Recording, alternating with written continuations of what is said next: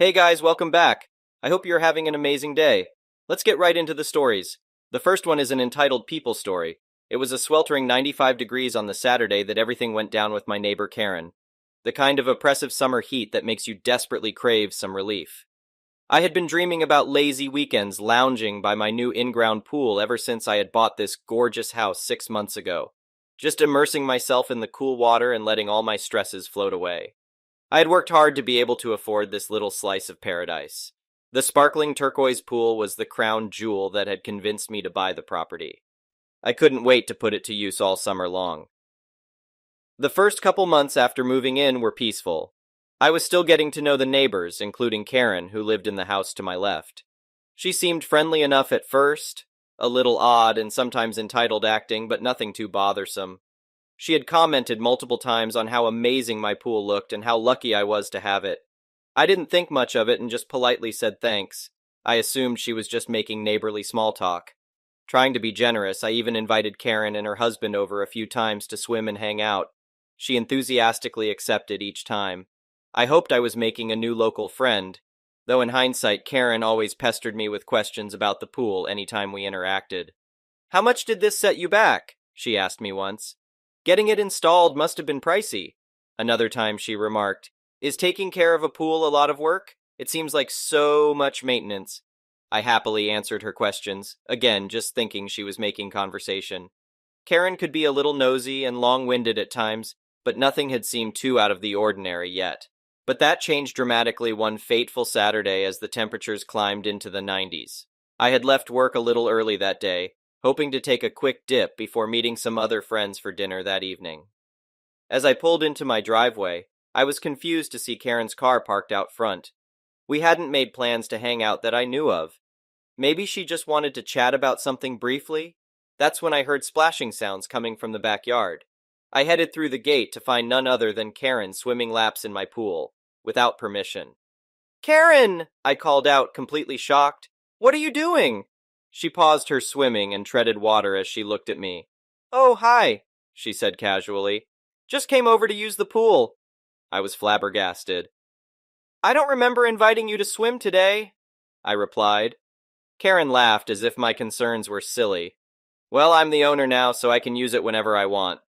Now I was really confused. "What on earth are you talking about?" I asked.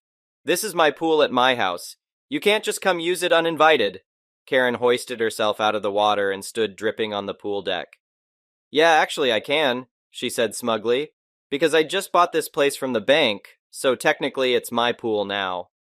My eyes nearly bugged out of my head. Surely this had to be some kind of prank or bizarre mistake. "Karen, that's impossible," I said firmly. "I own this house and have the deed. You must be confused." "No, you must be confused," she shot back. "This is my property now, so I'll be taking up residence here immediately. I guess I'll be seeing a lot more of you." She gave me a little finger wave. I was absolutely floored. Karen had clearly lost her mind if she thought she owned my house. I knew there had to be some rational explanation to this insane misunderstanding. "Karen, I can prove this place belongs to me," I told her, working hard to keep my voice calm. "Let me just grab my paperwork and we can straighten this out." I started heading towards the house when suddenly Karen stepped directly into my path, blocking me. She said, wagging her finger obnoxiously. "You don't have any right to go in there. You're trespassing on private property, which I could have you arrested for." Now I was starting to get angry. I tried to sidestep around her, but she moved with me, refusing to let me pass. "Karen, stop," I said firmly. "You know this isn't your house. Let me get my documents so I can show you." "Nope, not gonna happen," she sing-songed. "You need to leave immediately before I call the police." I threw my hands up in exasperation. Clearly Karen was either seriously confused or just plain crazy. I wasn't going to argue with her anymore about this absurdity. It was time to call in reinforcements. I pulled out my phone right there in front of her. "Fine, I'm calling the police," I announced. Karen's smug smile disappeared instantly. "What? You can't do that," she screeched. "Oh yes I can," I said as I dialed police. "We're going to let the cops sort this out." The dispatcher picked up after the second ring. I quickly explained the bizarre situation happening in my backyard. The dispatcher assured me officers were on their way. Karen was absolutely fuming, her face turning red. "How dare you call the police on me?" she shouted. "This is my property. I'll have you arrested for trespassing and harassment. My lawyer will tear you apart." I had to stop myself from laughing at her threats. Clearly, law enforcement intervention was required here. Soon, a patrol car pulled up out front with flashing lights. Two officers approached us in the backyard just as Karen was gearing up for another tirade about lawsuits. "Thank goodness you're here," I said to the officers. "My neighbor seems to think she owns my house now and pool." Before the cops could even speak, Karen launched into a frenzied speech about how the house was rightfully hers, and I was an unlawful trespasser who assaulted her somehow. The officers listened with bemused expressions. When Karen finally stopped to take a breath, they turned to me. "Do you have any documentation to prove your ownership, ma'am?" one asked. "Yes, absolutely," I replied. I darted past a fuming Karen into the house and quickly returned with my deed, house title, and inspection docs from when I bought the place. The officers examined the paperwork and then looked sternly at Karen. "This appears to be legitimate proof that she owns the home, not you," one said. Karen was not having it. "No, this is all lies and forgery," she screeched. "Arrest this woman immediately for trespassing. I'll have your badges for this." The two cops exchanged a look. I could tell they were quickly losing patience. One took a step towards Karen and said in a commanding voice, "Ma'am, you need to calm down right now and vacate this property, or we will be forced to arrest you instead." That only made Karen louder and more defiant. She got right in the officer's face, jabbing her finger at him. "Don't you dare threaten me! I know my rights and you have no grounds to make me leave. I'm the owner!" At this point, the officers had clearly had enough of her aggressive antics. The one closest to her swiftly grabbed her arms and put them behind her back before slapping on cuffs. "Hey, what are you doing? Get your hands off me!" Karen screamed. "Police brutality! I'll own your asses when this is over." But the cops weren't swayed. "You're under arrest for trespassing and disorderly conduct," the officer stated as he began marching a struggling Karen through the backyard.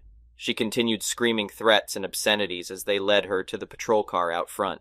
As the car pulled away, blue and red lights flashing, I finally let out a breath I felt like I'd been holding for hours. What a relief to have Karen gone and the bizarre ordeal over with. But I had a feeling this wasn't the end of her crazy antics. I decided right then to install security cameras covering the full perimeter of my property, so there'd be video evidence if she tried something again. I also planned to look into getting a restraining order against her, if possible, just to be safe. I refused to let her deranged belief that she owned my home ruin my summer by the pool. Later that week, I pressed formal trespassing charges against Karen. I wanted there to be real consequences for her unlawful behavior beyond just the night she spent in jail after the cops hauled her away. When Karen got out on bail the next day, I expected her to show up ranting and raving on my doorstep. But surprisingly, I didn't hear or see her around at all. Maybe the arrest and criminal charges had actually gotten through to her how serious this was. A few weeks went by without any Karen incidents. I started to breathe easier and was able to fully relax and enjoy my pool again. My friends came over for pool parties on the weekends, and I swam laps every evening after work. It was turning into the amazing summer I had envisioned. But of course, the calm couldn't last forever. One Saturday afternoon, as I was floating lazily on an inflatable raft, eyes closed and soaking up the sun, I heard a loud voice pierce the tranquility. "What are you doing in my pool again?" My eyes flew open to see none other than Karen standing at the edge of the pool, hands on her hips and glaring at me furiously. I sat upright, causing the raft to wobble. "Karen, you can't be here," I shouted.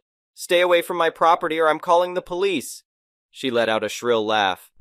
"Oh, please, call your little cop friends again. I'd love to file a complaint against them." I quickly pulled my cell phone from a nearby table, ready to dial police if needed. Karen smirked. "You really think that flimsy restraining order can stop me? This is my house and you're going to have to drag me away from here." With that, she suddenly jumped into the pool, clothes and all, causing a huge splash. I scrambled backwards, nearly falling off the raft. "Karen, get out right now!" I yelled, but she just started swimming around me in circles, a huge grin on her face. "Make me!" she taunted. "I know you're scared I'm going to take back what's rightfully mine." I dialed police and Karen's smile disappeared. "Get out of my pool or you're going to jail again," I said as firmly as I could. Her eyes narrowed to slits. "Oh, it is on now," she hissed. Karen swam rapidly toward me, and before I could react, she had flipped my raft over, sending me toppling into the water. I came up coughing and saw her climbing out of the pool and running for the back gate. I scrambled out of the pool after her, wrapping a towel around myself. By the time the cops arrived, Karen was long gone, but it was clear this was far from over. I knew I had to take more drastic measures to stop her repeated harassment. After that incident, I decided to construct a tall wooden privacy fence around my entire backyard. No more easy access for unhinged Karens. I also installed state-of-the-art security cameras covering every possible entry point to my property. If Karen tried to set foot on my land again, I'd have video evidence to get her thrown back in jail for violating the restraining order. I wasn't going to let her irrational belief that she owned my home ruin my summer. Finally, I could relax again, knowing I had done everything possible to keep Karen away. Over the next few weeks, I spent endless hours sunbathing, reading books, and floating around in pure bliss. Until one day I spotted something that made my heart stop. Karen peering over my new privacy fence, glaring at me. Even my barricade couldn't deter her. I leaped up, grabbed my phone, and yelled, "You're on camera, Karen! Get out of here now!" She just cackled loudly in response, saying, "This isn't over," before disappearing from view again. I sighed, knowing this deranged woman would clearly never fully give up her bizarre crusade. But at least for now, my pool provided a little oasis of peace in this chaotic situation. I wouldn't let Karen's madness ruin my summer. The next one is a pro-revenge story. Senior year of high school, I was taking a plane to visit my grandma. The flight went from Baltimore to Pittsburgh, Pittsburgh to Vegas, then Vegas to Boise. The flight from Baltimore was almost empty, and since I was Southwest, I could choose my own seat. I selected the last row of the plane by the window, put my earbuds in, and took a nap until Pittsburgh. When the plane landed, I went to the bathroom while people were boarding. To save my spot, I left my backpack in my seat and put my jacket on the seat, then left. When I got back, I noticed that a pregnant lady was sitting in my seat, with her husband in the aisle seat, and my jacket thrown on the ground in the aisle with my backpack underneath it, containing my laptop. Kind of annoyed, I pointed out that I was previously sitting in the window seat and asked if I could have my seat back. "Can't you see that I am pregnant and need this seat?" she said aggressively. Then I looked at the husband and asked if he could please scoot over and sit next to his wife. This guy looked me in the eyes and said, "Sorry, but we are allowed to choose our own seats," and I chose the aisle seat. Being a high school senior, I wasn't that big of a guy, but I was still not happy to be sitting in the center seat. Realizing that this was a losing argument and I wasn't going to get any leverage over this lady, I decided to grit my teeth and bear it. I collected my stuff and moved into the middle seat. The second I sat down, the lady said, "You can't have your backpack in your seat. You're going to have to find a place to put it." "I'm just going to put it under my seat," I responded. "Where am I going to put my feet then?" she retorted. "I don't know, not under my seat," I replied. Growing up, I swore more than most people and really only watched what I said when at school. Suddenly, I felt someone grab my collar. The husband pulled me inches from his face and said, "Don't use that language with my wife or the baby. You will say you're sorry." I was shocked. Not only was this guy grabbing me in public, but at the time I was only 17 and still considered a minor. But not wanting to make a big deal out of this, I gave the most half-assed "I'm sorry" to the woman and put my earbuds in as the flight was getting ready to take off. While taxiing, the lady kept trying to get my attention by yelling in my ear and snapping her fingers inches in front of my face, before she finally pulled my earbuds out. "You need to turn your electronic off during takeoff," she said. Now my dad was a pilot for 30 years, and he confirmed that electronics don't interfere with communications. It is mostly a formality, so that people pay attention to the emergency instructions. So I ignored her since we were literally less than a minute from taking off. Enraged, she spammed the flight attendant button until one came. We also had to hold takeoff until this issue was resolved. The flight attendant rushed over and asked what was wrong, expecting an emergency. "He won't turn off his electronics before the flight. He is trying to kill us," she exclaimed. Realizing everyone was staring at us, when the flight attendant asked me to turn it off, I obliged. After I turned it off, she started lecturing me about how she was right, and I was wrong, rubbing in how the flight attendant proved her right. So the flight was in the air, and when the intercom announced that we could use electronics, I put my earbuds in and cranked up the volume. About 5 minutes into the flight, I felt aggravated tapping on my shoulder. I turned and looked at the woman. "You need to turn that down. It's bad for the baby," she said. While I was listening to the music louder than normal, it still wasn't to the point that an unborn baby would be able to hear and understand. Shocked, I responded with no, but the second she reached for the flight attendant button, I said that I would. I did that trick where you turn your volume down twice and then up once, so it looks like you turned it down 3 times. "Better?" I asked. More, she responded, so I went down one more notch. And before I could put my earbuds in, she said, "It is proper etiquette to talk to people you're sitting next to." I just ignored her. I sat back and tried to close my eyes, and amazingly, it worked. I fell asleep for about an hour. The flight was 5 hours long. When I woke up, this woman had her foot on my backpack with a laptop in it. So I adjusted my foot so that it would be uncomfortable for her to keep her feet that way. She immediately stood up, and I thought she was going to yell given her ability to overreact. But it turns out she was just getting up to go to the bathroom. She passed me and her husband when a brilliant idea popped into my head. The second she stepped into the bathroom, I got ready to get up and move my stuff over to the window seat. As I grabbed my backpack and shifted my momentum, I felt a hand grab me. I did not take into account the husband. "You are not taking my wife's seat," he said. "Sir, I have to warn you that you are grabbing a minor. If I feel like it at any second, I could claim that you are attacking me or that you have made sexual advances on me," I responded. He let go, and I moved over to the seat I had before. When she got back, she was furious, demanding that I move seats. It escalated to the point where the flight attendant came over to see what was going on. This time, she sided with me. When she asked her husband to make me move, I looked him dead in the eyes, and he went back to reading his book.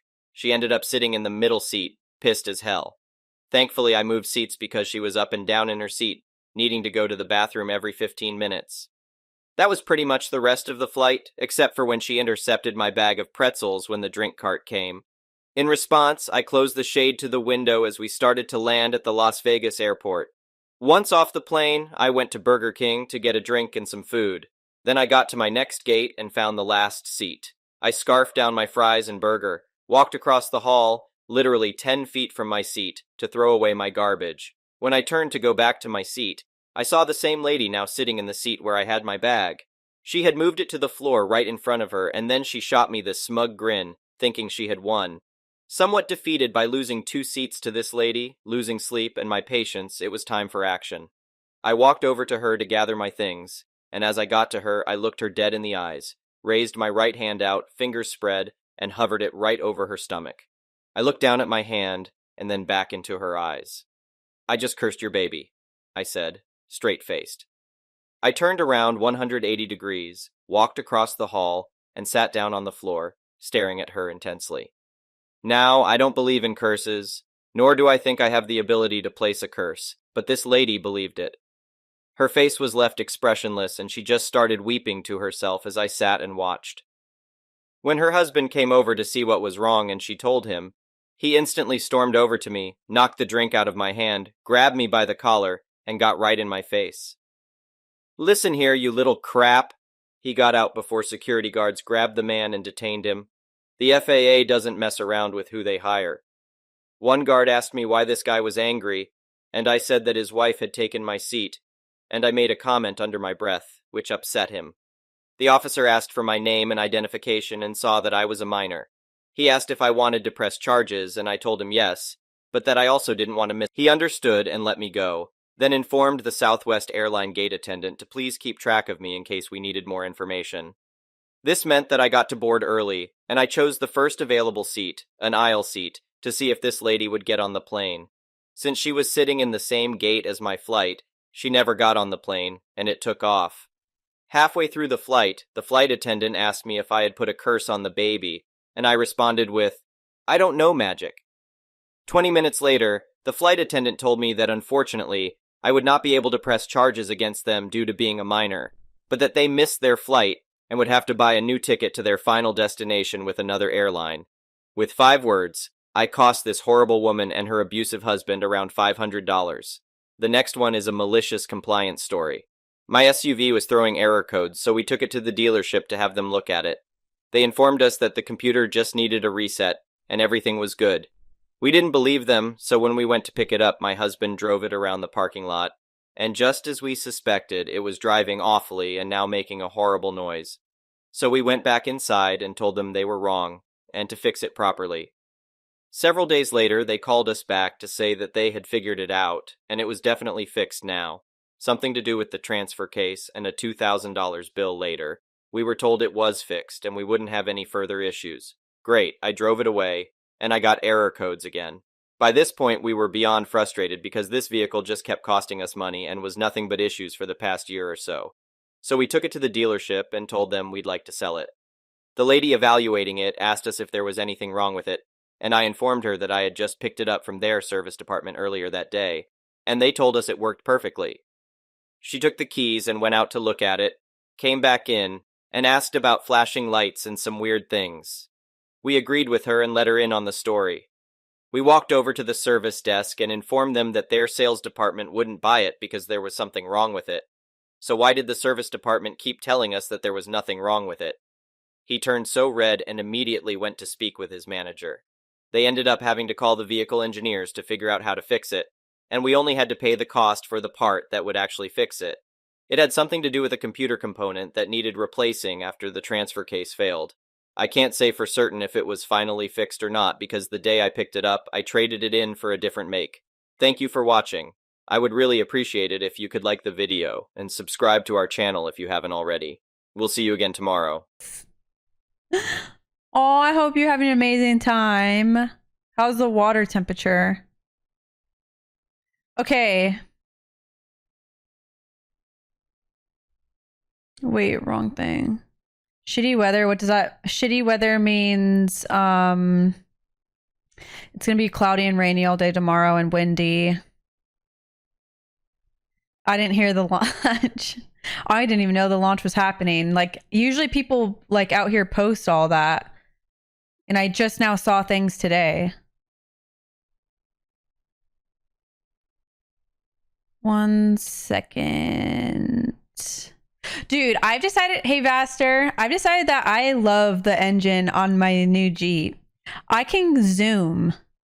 Like, it's like I have the luxury of like a taller vehicle or whatever, but then I'm like zooming. Like I can go my fast, I can go fast. When are you washing it? And we gotta take a drive in it. What the heck? The old Jeep is sitting at the dealership that I got it at. They're fixing it. So, okay, wait. Let's see how good I can multitask. Add to the queue. Yeah, I can be a more aggressive driver than I already am. It's at the old dealership, so I had them, they're fixing the hood. She's charging me $80 for the labor. So basically a tire came and hit me on the freeway, the tip of the hood, and it like made cracks in the paint. And I didn't want to risk the leasing company. I don't know how they do this, like charging dents and shit. So I don't even want to take the risk.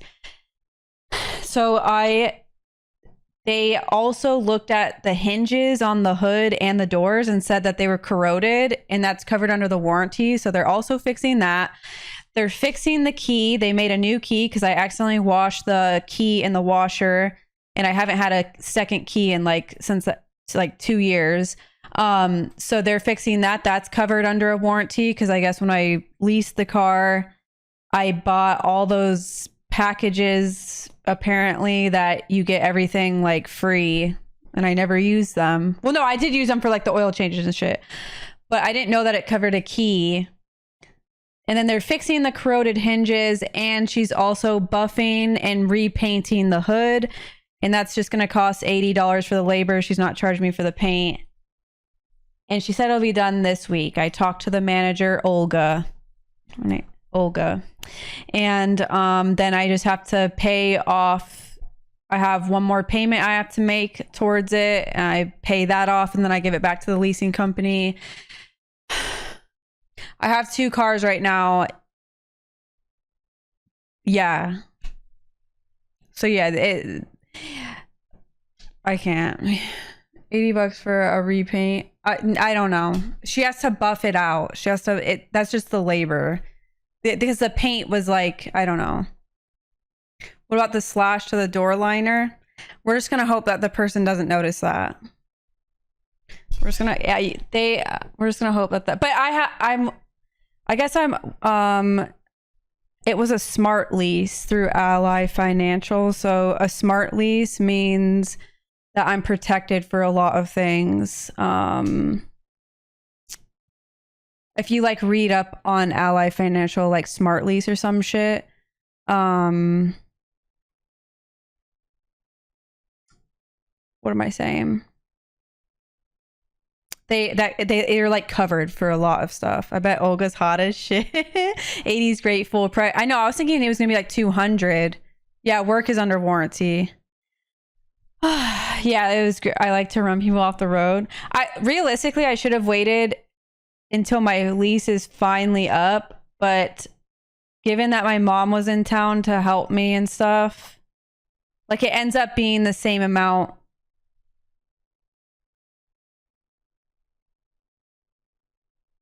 It ends up being this. Actually, it doesn't end up being the same amount because I'm basically overlapping one payment. But whatever, I'm just gonna have to eat it. Like I feel like having a motel now. Hey Charlie. Basically, I should have waited until the lease is fully up, but also having my mom there to help me, I'm sure was very helpful. So whatever. Worth getting it done. Yeah. I just have to get through this month with it and pay the fucking rest of the payment and then blah, blah, blah. Stupid, stupid, stupid. Oh, congratulations, Charlie. That one payment say, you're right. You're right. Basically, I don't know what I'm doing when it comes to cars, houses, apartments, contracts, anything like that.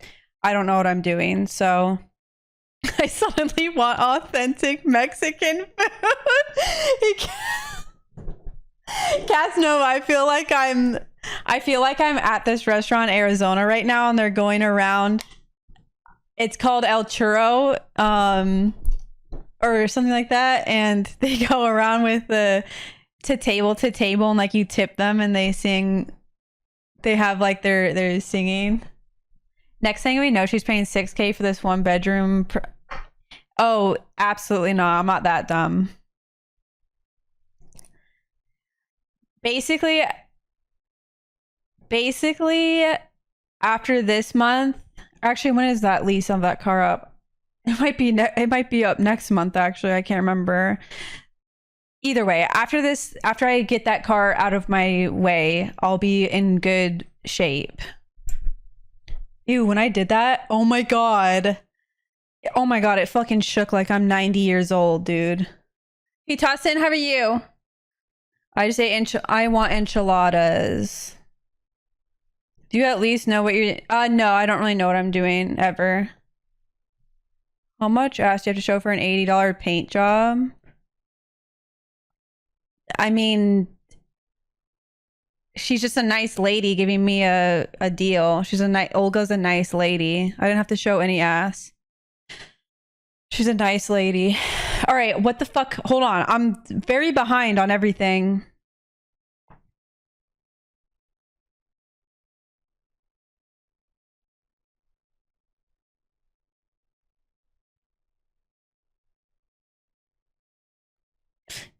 Be careful, Rusty.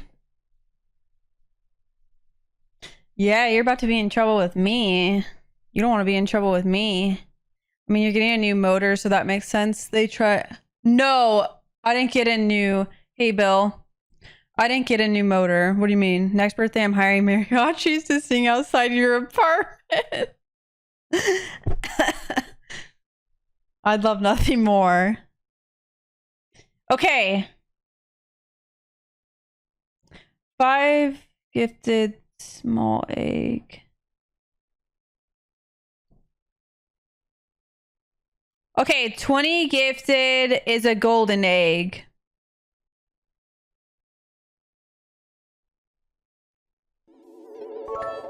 Razor, thank you for the 100 bits. At least I hope you know you are streaming at the moment. Oh yeah, I'm fully aware that I'm streaming at the moment. Yeah, I'm giving my old car back.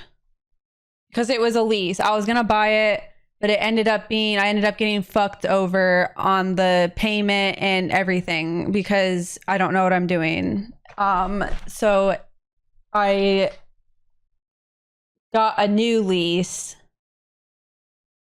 and then in 3 years I'm gonna probably finance a car after this because I just had to get out of that one, and I didn't realize how much money you have to put down for a fucking car to finance it.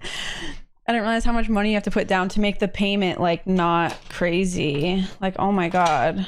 So I'm putting away to save.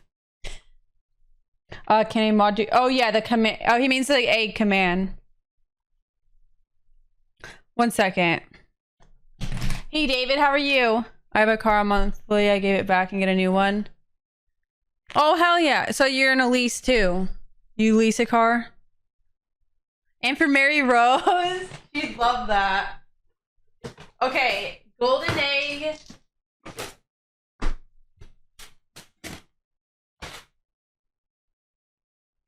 Oh, I'm sorry, Randall. At least batteries aren't too crazy, right? I remember I had to get a new battery. I have the choice to purchase a car when the... Yeah, same. I had the same option, and then I ended up being $11,000 under or whatever.